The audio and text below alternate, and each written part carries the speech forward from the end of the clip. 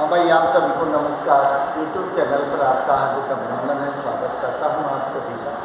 देखिए, अपनी श्रृंखला जो चल रही थी अति लघुत्तरीय प्रश्न, जो आपकी सभी कहानियाँ हैं उनको लेकर थोड़े से बनाए हैं मैंने, उन्हीं को मैं आपको शेयर कर रहा हूँ। लेकिन बोर्ड पर लिखूँगा तो समय बहुत ज़्यादा लगेगा, इसलिए रूबरू जो बातें हैं उनके द्वारा मैं आपको बता देता हूँ।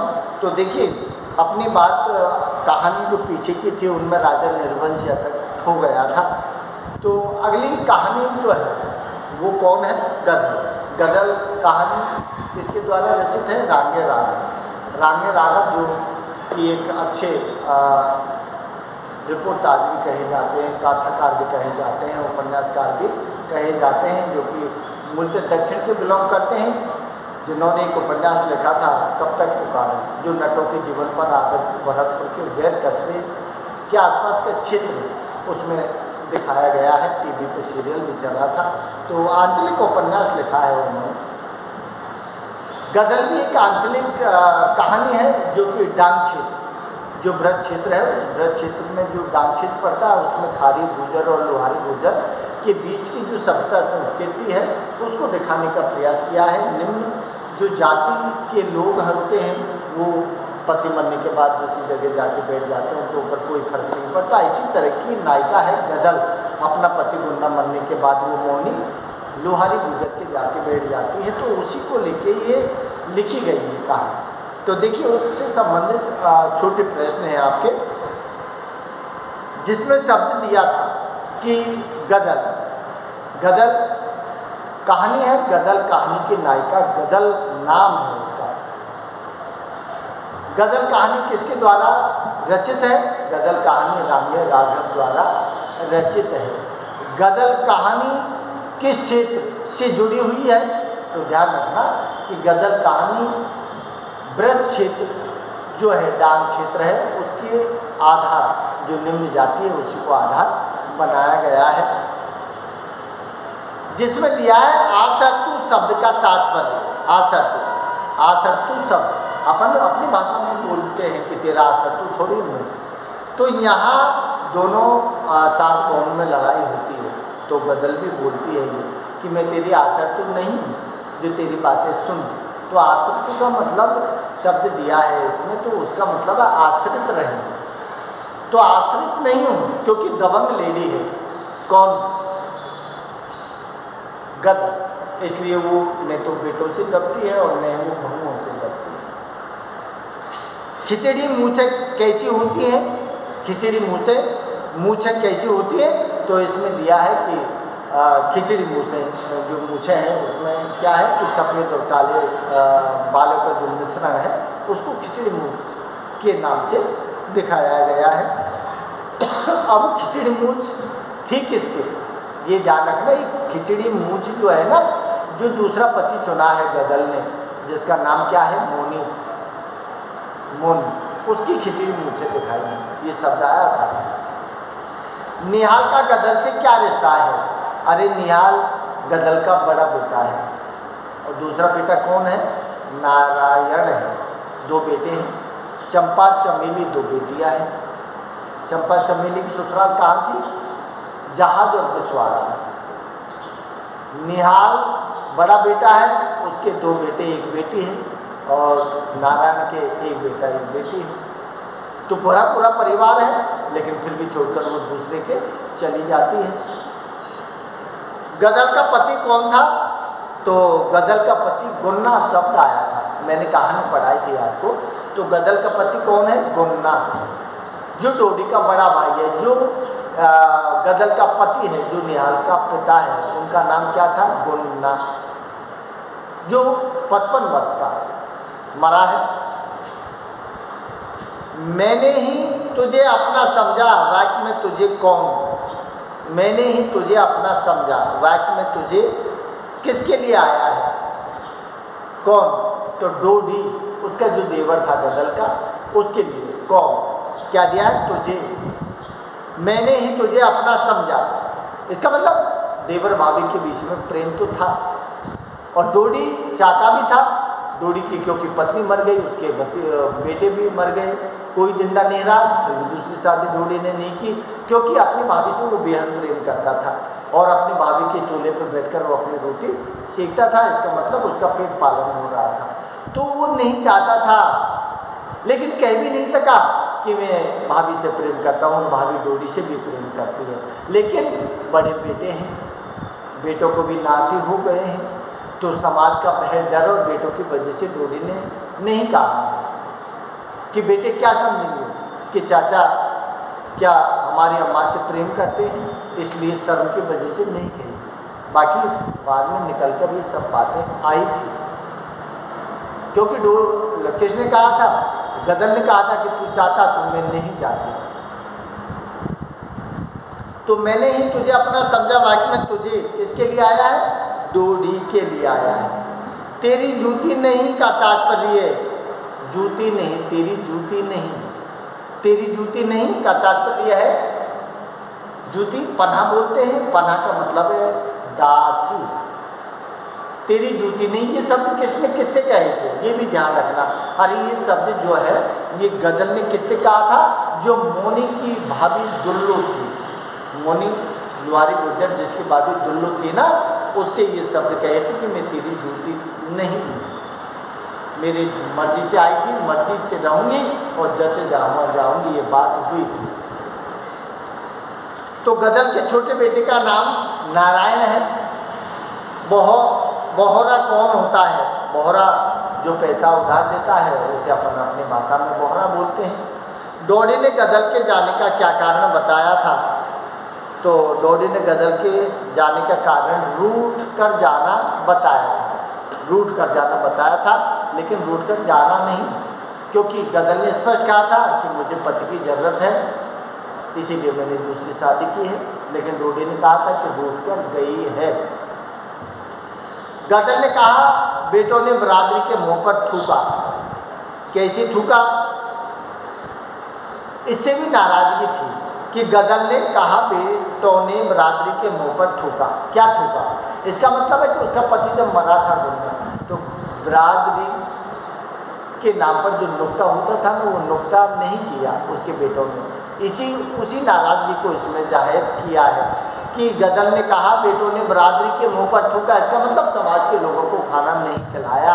लेकिन आपने देखा कि डोडी जब मरा था तो गदर मोनी को छोड़कर भी गांव में आई और डोडी का मतलब धमाके के साथ क्या किया था, नुक्ता किया था, और पुलिस अंत में पुलिस से लड़ाई करती अपनी वीर गति को प्राप्त भी हो गई थी, भिड़ गई थी।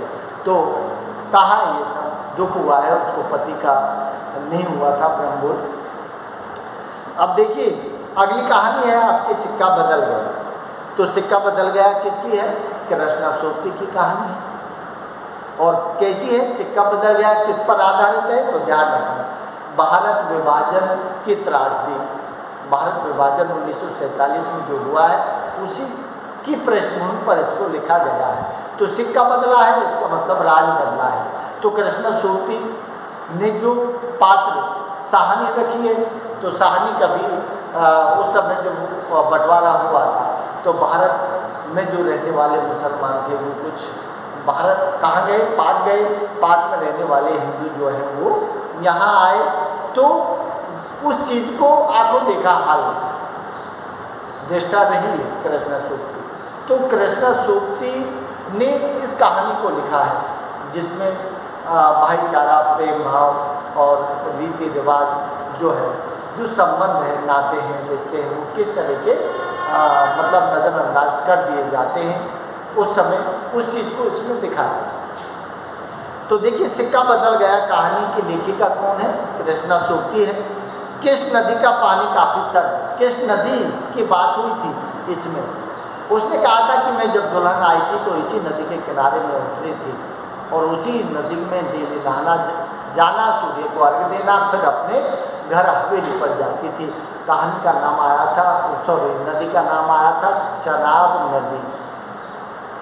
किस नदी का पानी काफ़ी सर्द रहता था, चनाब नदी का पानी काफ़ी सर्द रहता था। साहनी सोचती है क्या, एक दिन दरिया के किनारे दुल्हन बनकर आई थी। साहनी जब नहाकर जाती है और खेतों के बीच से हुई निकलती है तो जम्मे वाला कुआं और जो है सारे खेत खलिहान दिखती है ना, तो वो सोचती, क्योंकि साहजी नहीं रहे, अब अकेली रह गई हवेली में, तो क्या किया है कि एक दिन दरिया के किनारे दुल्हन बनकर, इसी दरिया इसी नदी चनाब के किनारे में दुल्हन बनकर आई थी। यही बात सोचती है साहनी। साहनी को लगा जैसे जी भर आ रहा है। साहनी को ऐसा क्यों लगा? साहनी को लगा कि मेरा जी भर आ रहा है, इसका मतलब है रोने का मन कर रहा था। तो ऐसा क्यों लग रहा था? इसका ऐसा इसलिए लग रहा था कि वहाँ कोई अपनत्व का भाव, प्रेम जो लगाव, वो खत्म होता हुआ दिखाई दे रहा था। और लोग पाकिस्तान को छोड़ के भारत जा रहे थे, भारत को छोड़ के पाकिस्तान आ रहे थे। तो ये पाक से भारत आई है शरणार्थी के रूप में। इसको पाक से वहाँ के लोगों ने भगाकर भारत में शरणार्थी स्थल पर छोड़ा। तो क्या है, कोई अपना नहीं मान रहा था, इसीलिए उसको रोना आ रहा था कि जो कभी गांव में डंका बजता था साहनी का, सब लोग बड़ी इज्जत करते थे, लेकिन अब वो नहीं रह पाई। साहनी के पीछे पीछे मजबूत कदमों में कौन चल रहा था? तो कहा साहनी के पीछे मजबूत कदमों से जो खेतों के पगडंडी से जा रही थी, तो पीछे पीछे शेरा जा रहा था। और शेरा कौन था? शेरा शाहजी का नौकर था, जिसकी माँ बचपन में मर रही थी। तो साहनी और शेरा ने उसको पाल पोस कर बड़ा किया था। लेकिन वही शेरा आज साहनी को और आदमियों से मिलकर उसका कत्ल करना चाहता है, क्योंकि शाहजी के पास बहुत सारा धन दौलत भरी है और ज़मीन जायदाद गिरवी रखी है, उसी को लूटने की योजना बना रहा है। तो शेरा दाऊद खान किसको देखकर डोडी पर ठिठक गया? दाऊद खान किसको देखकर डोडी पर ठिठक गया? इसका मतलब है कि अरे दाऊद खान थानेदार था, जो गाड़ी आई थी, जो साहनी को देखकर ठिठक गया। अरे क्यों? क्योंकि इसी साहनी ने कभी मेरी दुल्हन को क्या दिए थे? कुछ पैसे दिए थे, चूड़ा दिया था। तो उसको एकदम देखा वो ठिठक जाता है। शाहजी स्फुट स्वर में क्या बोले? शाहजी स्फुट स्वर में क्या बोले? सोना चांदी संदूक भरे हुए थे, क्योंकि लोगों का गिरवी सामान भी रखते थे, इसीलिए वहाँ के लोगों को गुस्सा फूटा है। इसीलिए साहनी को वहाँ से निकालकर उसकी धन दौलत हवेली को लूटना चाहते हैं वहाँ के लोग। तो सोना चांदी स्फुट स्वर में क्या बोले कि सोना चांदी जो है वो मेरे कोई काम की नहीं है, ये सोना चांदी तुम्हारा है। साहनी अंतिम शब्द बोलकर वहाँ से रवानगी हो जाती है। शाहजी को नकदी किससे प्यारी नहीं?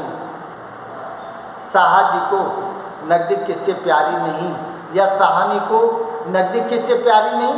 तो इस घर से, जिस हवेली पर उनका अधिकार है, इस घर से उनको वो सोना चांदी जमीन जायदाद वो ज़्यादा प्यारी नहीं है। साहनी ने कहा था कि ये साहनी, ये 14 ये जो दिया है सोना, ये चांदी, ये ज़मीन, ये सब कुछ तुम्हारा है, मेरा कुछ भी नहीं है। और अंततः जाती हुई रोती है, तो और भी जो गांव लोग विदा कर रहा है ना, वो भी रोने लग जाते हैं, क्योंकि करुणा भाव, प्रेम, दया सब कुछ था साहनी के अंदर। तो उसको विदा करते हुए भी सारे लोग रोए हैं।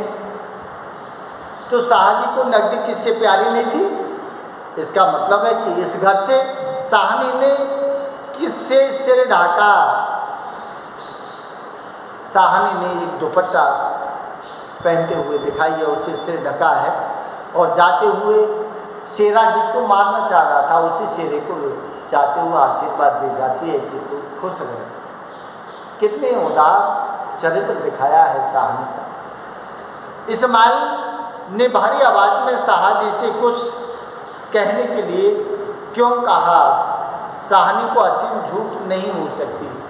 साहनी, इसका मतलब है कि साहनी जो है वो अच्छी लेडी थी, इसीलिए साहनी के मन से, मुंह से जो शब्द निकलता था ना, वो कभी झूठ नहीं हो सकती। इसलिए जाते हुए लोग सब की आंखें नम हो गई थी। इसके बाद तिरिश, लास्ट कहानी है आपकी तिरिश उदय प्रकाश की।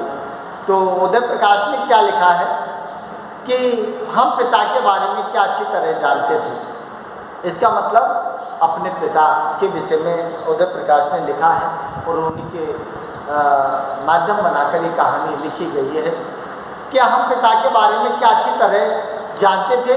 इसका मतलब संसार के सारे ज्ञान की तिजोरी उनके पास है। उन पिता से ज़्यादा बात नहीं करते थे, तो हमें लगता था बोलते नहीं थे, क्योंकि मोहम्मद तम्बाकू देते थे। तो हम सोचते थे कि बोलेंगे पिताजी, थूकने का प्रयास करेंगे या कुछ कहेंगे, उससे पहले मैं मेरी बहन को मेरी जवाब दे देता था। तो संसार के सारे ज्ञान की तिजोरी, और हर बेटा बेटी जो है उसके लिए उसके बाप से ज़्यादा ज्ञान किसी में नहीं समझते। एक स्वाभाविक प्रक्रिया है कि सारे ज्ञान हमारे पिताजी ही जानते हैं। ये स्वाभाविक प्रक्रिया है, चाहे हम नहीं जानते हैं, लेकिन बेटा बेटी की सोच होती है, वही लेखक की सोच भी है। तो संसार के सारे ज्ञान की तिजोरी उनके पास है। पिता के बारे में ये अच्छी तरह हम जानते हैं। मेरी और माँ की पिता के विषय में क्या कोशिश रहती थी। मेरी और माँ की कोशिश ये रहती थी कि मेरे पिताजी अपनी दुनिया में सुख चैन से रहे, किसी तरह की कोई दिक्कत नहीं, अनावश्यक परेशानी नहीं। पिता ने मुझे पत्र के साथ डॉक्टर पंत के पास क्यों भेजा, फीस के लिए पैसे दे। पिता ने मुझे एक पत्र लिखा था और डॉक्टर पंत के पास क्यों भेजा, क्योंकि मेरी स्कूल की फीस जमा नहीं हो रही थी। तो पिता ने एक पत्र लिखा था, मुझे डॉक्टर के पास गया, डॉक्टर ने मुझे पैसे दे दिए, मेरी स्कूल की फीस बोलते बहुत कम है। तो फीस के लिए पैसे लेने के लिए पिताजी ने मुझे डॉक्टर के पास भेजा था। लेखक उदय प्रकाश जी कहते हैं, चटुआ नाई तिरिस का जहर किससे उतारा था। ये इसका मतलब अरण के पत्ते और कंडी की राख से। जो तिरिस क्या है, तिरिस का मतलब है जो अपनी भाषा में अपन क्या कहते हैं, घोरिया, जिसे अपनी भाषा में कहते हैं वही तिरिस है, जो बड़ा विष काफर बोलते हैं, जहरीला होता है, तो उसके लिए तिरिस। तो चटुआ नाई, क्योंकि जादू टोना करने वाले भी होते हैं, झाड़ फूँक करने वाले भी होते हैं, तो वहाँ चटुआ एक नाई है। उस नाई ने जहर किससे उतारा है, अरण के पत्ते और कंडी की राख से। अरण के पत्ते क्या दिया है, अरण के पत्ते और कंडी की राख से। तिरिस आदमी को काटते ही क्या करता है। इसका मतलब तिरिस आदमी को काटकर कहा जाता है, सुना भी है कि भाई के तो ये पानी में कूदता है और काटने के बाद ये क्या करता है, पेशाब करता है। क्या दिया इसमें, किसी जगह पेशाब करता है और उसी पेशाब में वो लौट जाता है। कौन, तिरिस। खाने के बाद आदमी को खाता है, खाने के बाद पेशाब करता है और पेशाब करने के बाद उसी में लौट जाता है। तो क्या दिया है, दूसरे दिन पिताजी को शहर क्यों जाना पड़ा। तो अदालत में पेशी थी, कुछ जमीन से संबंधित विवाद चल रहा था, उसकी पेशगी के लिए उसकी पेशगी के लिए जाना पड़ा था शहर। लेकिन जो जहरीला तिरिस है उसने उसको खा लिया, उसके खाने से दिमाग पागल का हो गया, उसकी स्थिति दिखाई है इसमें। दूसरे दिन पिताजी को शहर क्यों जाना पड़ा था, अदालत की पेशी के लिए जाना पड़ा। पिताजी के साधन से शहर गए, तो ध्यान रखना, ट्रैक्टर जो था वहाँ शहर जाने के लिए ट्रैक्टर गांव से जा रहा था, उसी में बैठकर वो शहर गए थे। वैद पंडित राम अवतार के अनुसार चरक का निचोड़ किस बात में है, विष को विष से मारता है। वैद पंडित राम, उसी ट्रॉली में एक वैद्य जी बैठे हैं पंडित राम जी, उसी ट्रॉली में जिसमें उनके लेखक के पिता जा रहे थे। तो कहा जाता है कि विष से विष को मारा जा सकता है। तो विष को विष से मारता है, इसका मतलब जहर से जहर मरता है। पंडित राम और अवतार ने तिरिस के जहर का इलाज क्या बताया, इसका मतलब है धतूरे के बीजों को काढ़ा पिलाना। पंडित राम अवतार ने एक धतूरे के पेड़ दिखाई दिए और पंडित रामतार बेद जी थे, उन्होंने दुख लिया, धतूरे के पेड़ के जो डोड़े हैं पीसे और लेखक के पिताजी को पिला दिए, जिससे वो और पागल हो गए। धतूरे के बीजों का काढ़ा पिलाना, पंडित जी ने बताया, शहर में थाने में पिताजी के कौन सा SHO मिले।